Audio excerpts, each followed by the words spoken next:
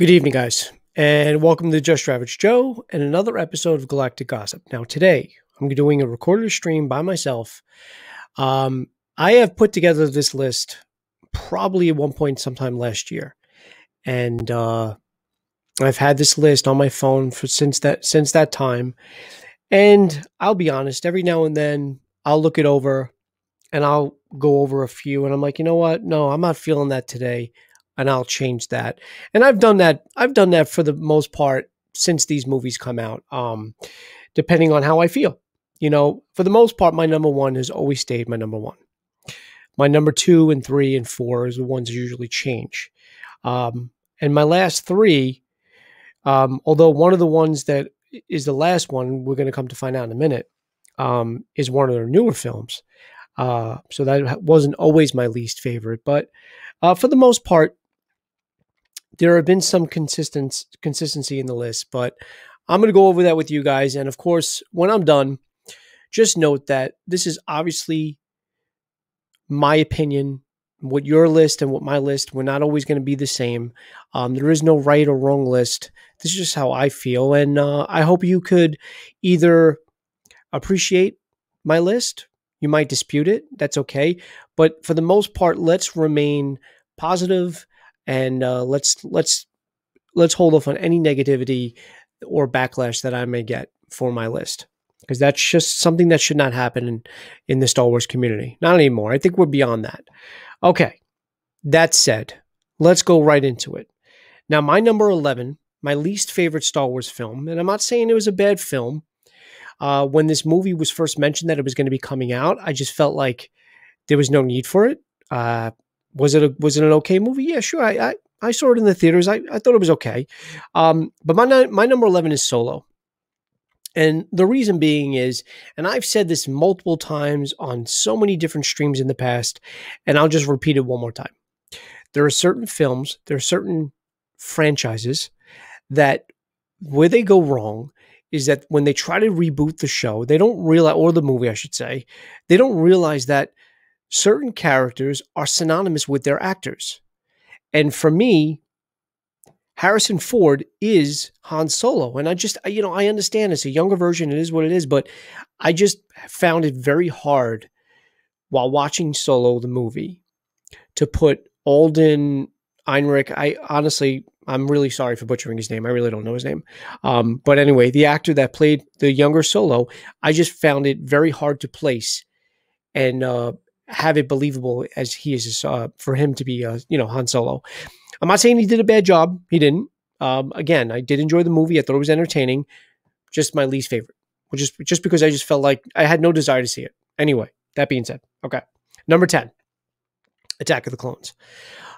Look, you're going to start to see a pattern with my list. And I'm going to come out and say that, and I said this on Instagram just today, on a thread that I'm involved in with certain other, Star Wars YouTubers, give you guys a shout out. And my thing with the prequels since they came out is that, although I appreciate the story, I appreciate George Lucas's vision. This is his story. This is the completion of the trilogy. Of Vader's story. We were told his ending, and then we got his beginning. So, for that part, especially because Darth Vader is my favorite character of all time in Star Wars. I am a fan of Imperial stuff. Vader is present in my in all throughout my room. So I was always a fan of Vader. So when we got his prequel story, I was very intrigued. And I was, when it came out in '99, I was, a young kid. I'm not going to go over my age, but, I was young enough and I couldn't wait to see it. And I got to say, when I first saw the movies, I was pretty disappointed. When it came to Attack of the Clones, I just felt like that was definitely the weaker of the prequel trilogy. I don't like the direction that Lucas gave Hayden. I really felt like his direction is what was wrong with the dialogue and what was wrong with Hayden's portrayal of Anakin, and it had nothing to do with Hayden Christensen personally. And Hayden got a lot of backlash for that, but I really don't think that he did anything wrong. It was just the way that Lucas directed him. And, you know, there was just a lot of things that I did not like about Attack of the Clones. One of the more common gripes that I've had with all of the prequel trilogy, throughout the whole prequel trilogy, was the oversaturation of CGI. It just felt like, you know, I understand it was like a new toy that he wanted to play with. It was a new it was just a new way to make film back then. It was him showing the capabilities that they had, and you know, and I get it. You know, the virtual effects, I get it. You know, you wanted to show them off, but I think it was just done a little too much. I think if there's anything that the sequel trilogy showed us, is they showed us the perfect balance of using practical effects as what they used in the original trilogy. You know, with puppets and, you know, and miniatures and stuff like that, and CGI to kind of give it a more polished look, that, you know, that better, just a clearer look, you know. But anyway, so Attack of the Clones is my number 10. My number 9, no surprise, The Phantom Menace. Now, again, I remember seeing this in the theater. It was the first movie that we were getting since Return of the Jedi. There was so much hype behind this movie, so much buzz. You know, I remember going on the internet, because, you know, we didn't have YouTube back then. I remember going on the internet, and I kept trying to search up, you know, the trailers. I couldn't wait. I actually went to see, and this is a true story, I actually bought a ticket to see a movie. It was a Freddie Prinze movie. I think Wing Commander or something. I can't remember the name of the movie, but I'll never forget. I went to see the movie just because there were rumors that the Star Wars trailer was good. Phantom Menace trailer was going to be dropping with that. The minute the trailer dropped and I saw it, I left the movie theater and I didn't even watch the movie. That's how much I wanted to see this movie. That's how hyped and just I was so excited to see it. And when it finally came out, you know, between the Gungans, between Jar Jar Binks, other things. I mean, obviously the oversaturation of the CGI, the Viceroy and the Newt Gunray, like that, you know, and they were throughout the whole trilogy, but just the way that their accents were, it was they were annoying characters, you know. And of course, as I said, Jar Jar. Now, again, nothing against Ahmed Best, nothing. I don't think there's anything that he did wrong. Again, that was just a character decision that Lucas made, which was poor. You know, again, young Obi-Wan, played by Ewan McGregor. Definitely a high point in the movie. Qui-Gon is Liam Neeson, although we've never heard of him before in the original trilogy. So be it. He played a good role. The best part of that movie, by far, is the Darth Maul, the fight between the three of them. You know, where Obi-Wan obviously flips over him and then cuts him in half. That was probably the best part of the movie. You know, but other than that, oh, and also too, I really do want to say that my favorite part of Attack of the Clones by far is when Anakin goes to avenge his mother's death. You know, when he goes to find her, she dies in his arms, and then he just goes batshit crazy on all the Tusken Raiders. You know, the children, the women, the men, and you know, that was the best part of the movie. Other than that, it's horrible. You know, and then get back, as I said, to the Phantom Menace. There was more misses than hits. And it was just so disappointing because of how hyped that movie was, you know, and it just fell flat. So that is why it is number 9. Number 8, I know a lot of people, not all, but at least half of the Star Wars community probably had this at their number 11. But I will say, as much as I know it divided the Star Wars community and divided the fandom, and I do not like the direction that Rian Johnson took this film, The Last Jedi as a film is number 8 for me.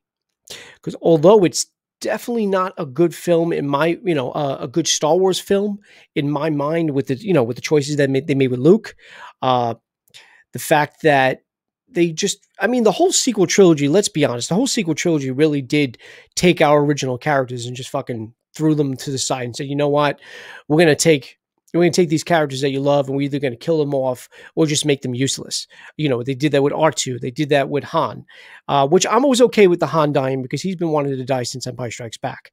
You know, obviously they did that with Luke. Leia was a different story because I know they had more planned out with Leia, but obviously, unfortunately, Carrie Fisher died, so they had to kind of do like a course correction there. But other than that, just everything they did, R2, just the only person that they put back in the forefront, which I was hoping that they wouldn't, was C-3PO.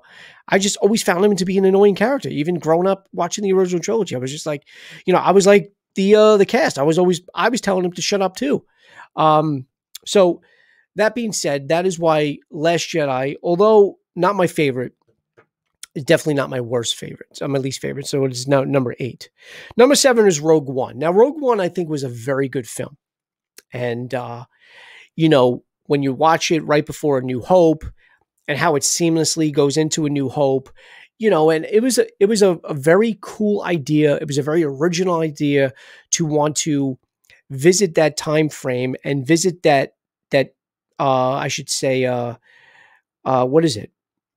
The thing that we've always, the thing that we were told in A New Hope, where the rebels acquired, the plans for the to try to find the weaknesses in the Death Star.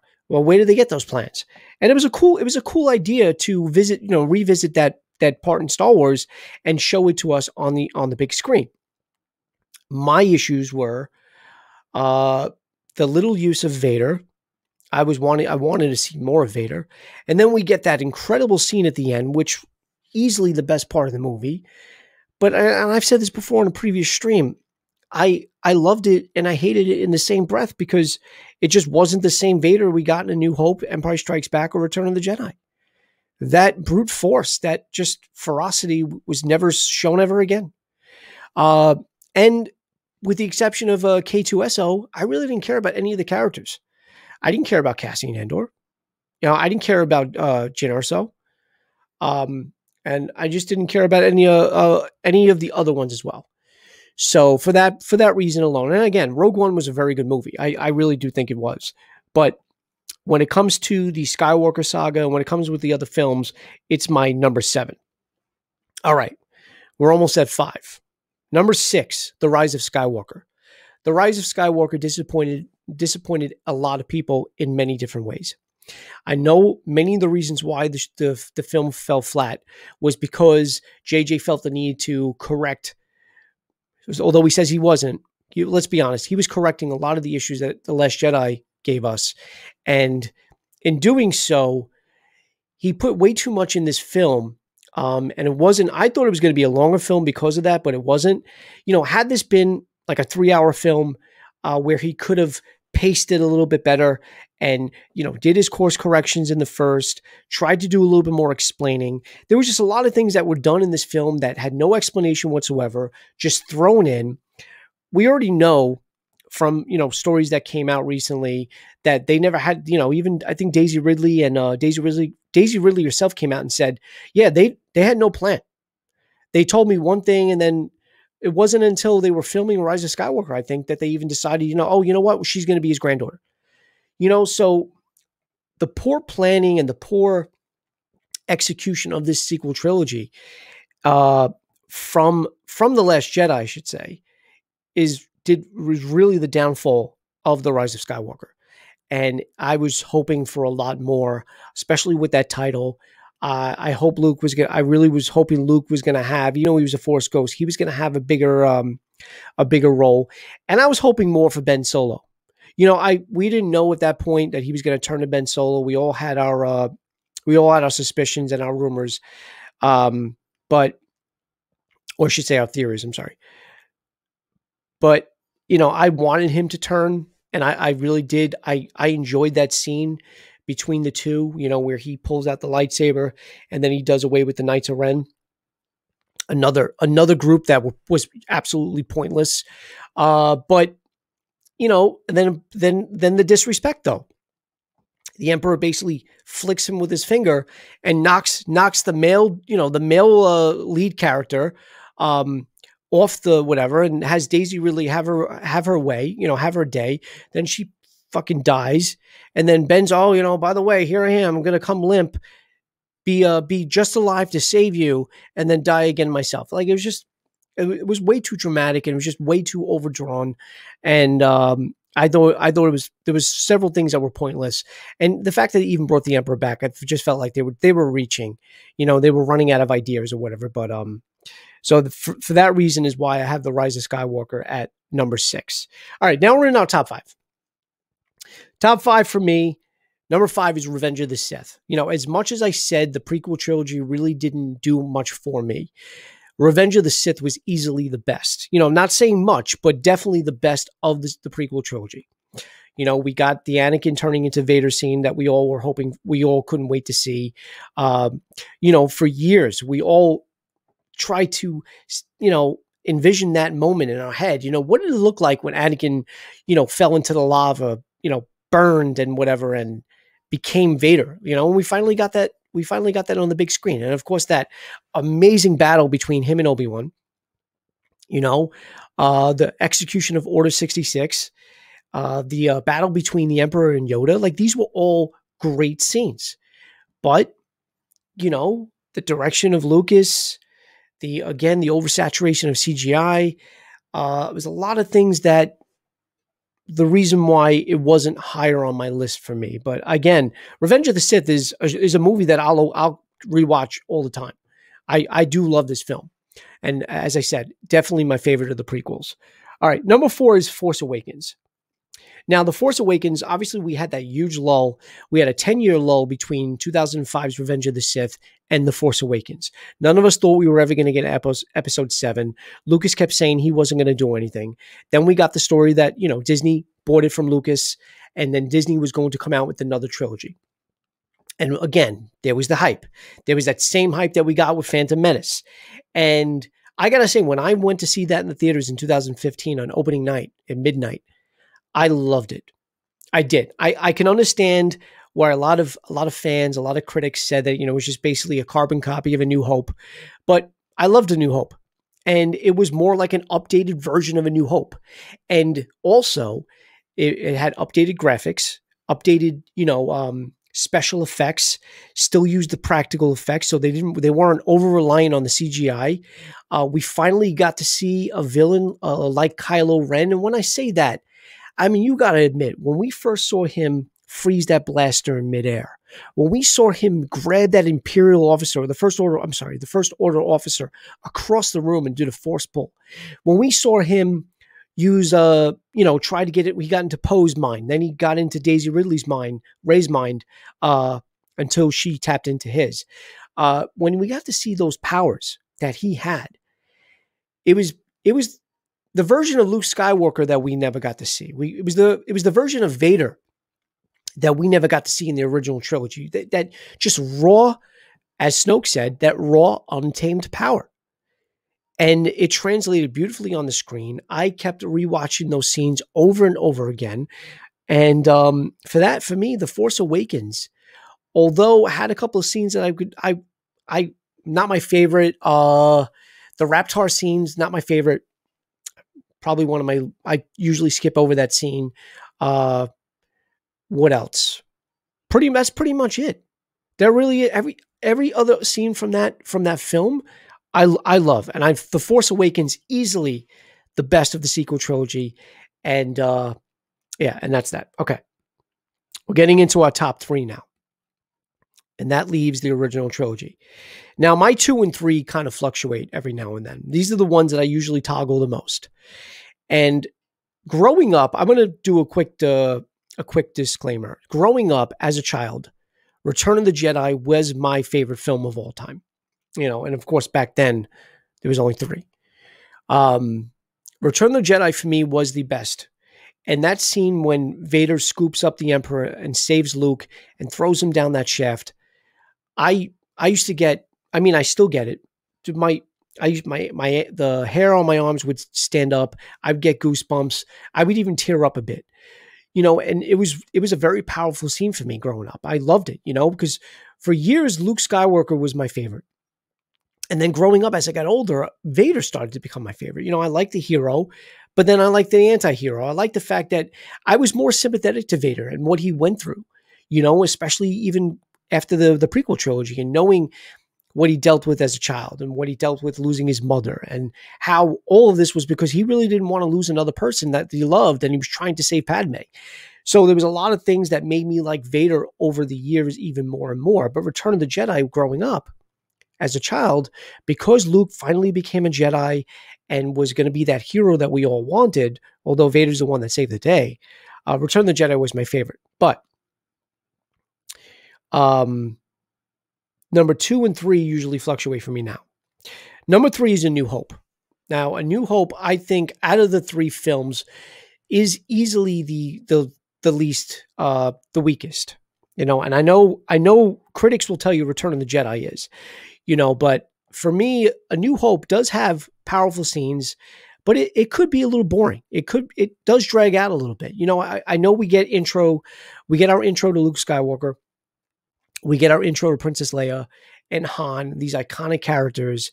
And, when we first see Vader, come in through the Tantive and, choke out people and look for those plans, and there's just so many scenes that I do love from A New Hope.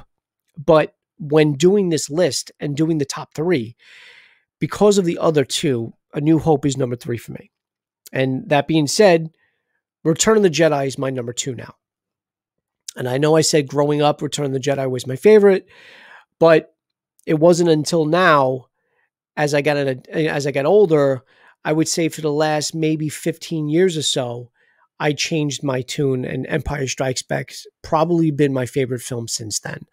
And look, I can't say enough about The Empire Strikes Back. Now, I don't want to overshadow Return of the Jedi much. Again, we get so many good scenes in that film. My 2 favorite scenes, as I did tell you one already, was when he scoops up the Emperor, but also 2, a very underrated scene, and also chokes me up a little bit, is when Luke turns himself in and he's talking to Vader right before he takes him to see the Emperor.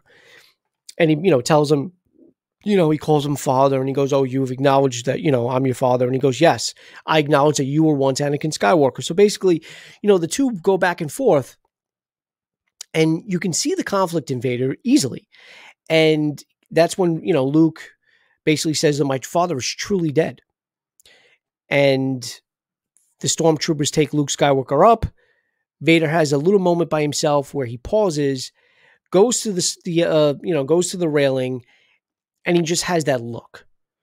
And you can see right there, that little jab about him not being, truly, his father being truly dead. And you can see that there was something going, and there was something turning within him. And I just love that scene. But as far as my favorite, I've said this on Instagram, and I'll say this till the day I die. The Empire Strikes Back is perfect from start to finish. It is a perfectly made film. It has the best, or one of the best, I should say. There's been movies with good plot twists, but this is the most iconic plot twist of all time. I am your father. And in the most iconic scene of all time, when he tells that to Luke. And there's also one of the most, misquoted lines in history too, because he's like, "Luke, I am your father." He actually says, "No, I am your father." But those two things right there, and of course, as I said, the fact that to me, the film is perfect in every way. And it's just got that dark tone. The heroes lose. You got the cliffhanger. What's going to happen to Han Solo in Carbonite? And everything that led up to that. And of course, we get that thing right before it ends. Was Vader just saying that? Was it true? Because we didn't know. Remember, as an audience, we didn't find out if that was true or not until Return of the Jedi. Until Luke asks Yoda. Says, "Yoda, is it true? Is he my father?" So we as an audience didn't even know if it was true or not. So that's basically it, guys. Look, that's my 11 through 1. As I said, not everyone's list is going to be the same. This is just my personal take, my personal ranking of all 11 films. I know each and every one of us has our own personal opinions. Again, as I am with other Star Wars fans, I would just appreciate if you are going to comment, which I really want you guys to. Look, even if you have to give this video a thumbs down, fine. So be it. But comment. Let me know why you gave the thumbs down, or let me know your list. Let me know your favorites. Let me know your least favorite. Let me know your 11 through 1. I don't care. Write it, type it out. Let me know. I would love to know what you guys think. But that is my quick a ranking of the all 11 films. I was going to do just the 9 saga films, but I wanted to incorporate Rogue One and Solo because, you know, they're also part of Star Wars. All right, guys, that was an episode of Galactic Gossip. Just my quick ranking of all 11 films. Again, as I said, hit that like button. Subscribe to the channel if you want to get anything Star Wars related, Marvel, DC. I have shows I do called Talk Soup, SUPE, the play on words, where we lately we're going to be talking about WandaVision. After each episode, we're going to do a live reaction to the show, and then we're going to do other things based on comic book movies, and of course, Galactic Gossip covers all things Star Wars. So I hope to get your support. Please subscribe to the channel, like what you see, and stay tuned for more. And have a great day, guys.